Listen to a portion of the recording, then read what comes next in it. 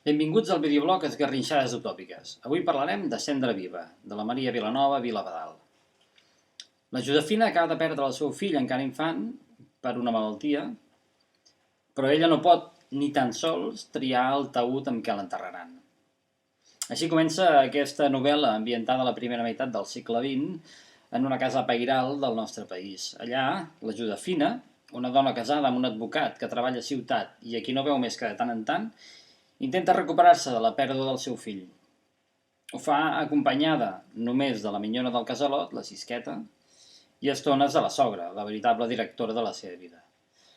La història de la Josefina emana de les notes d'una dona anònima que un mossèn d'edat avançada lliga a l'autora de la novel·la, o almenys això representa.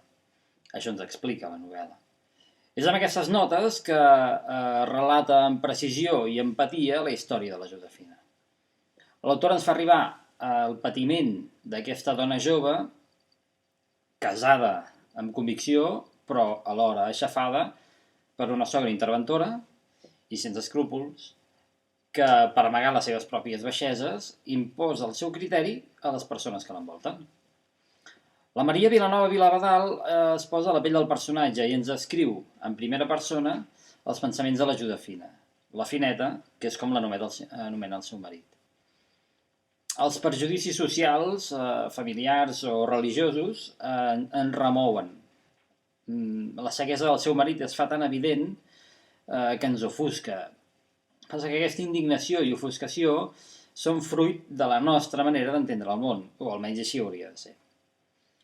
Cendra Viva és una fotografia d'una societat patriarcal basada en la supremacia de l'hereu i en l'aniquilació de la llibertat individual de la dona en pro del bé de la família. D'una societat que, en aquest cas, anul·la la Josefina com a persona i que la condemna a viure com un simple element encarregat de la perpetuació generacional.